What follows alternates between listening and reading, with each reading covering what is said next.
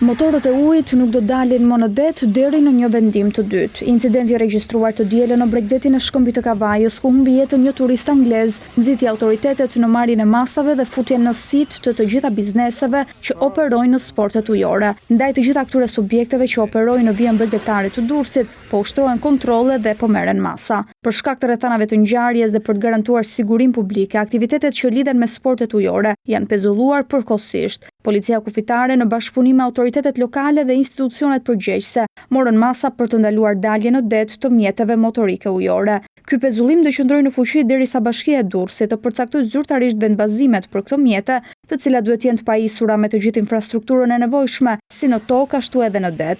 Sipas praktikave të viteve të fundit, në Durrës janë përcaktuar zakonisht 5 vendbazime për sportet ujore, të cilat funksionojnë vetëm pasi janë licencuar dhe të jenë përmbushur të gjitha kriteret ligjore dhe teknike për sigurinë e pushuesve dhe përdoruesve të mjeteve lundruese. Një ditë më parë, policia e Durrësit vuri në pranga personin që i dha motorin e ujit çiftit anglez të dielën për shkak të mungesës së dokumentacionit dhe mos pajisjen e tyre me veshje sigurie. Nga hetimet e deritanishme, çifti ka kryer manovra shpejtësie, kanë humbur kontrollin duke rënë në det. Djali ndoroi jetë, ndërsa partneri i tij vijon në gjendje të rëndë në urgjencën e Durrësit.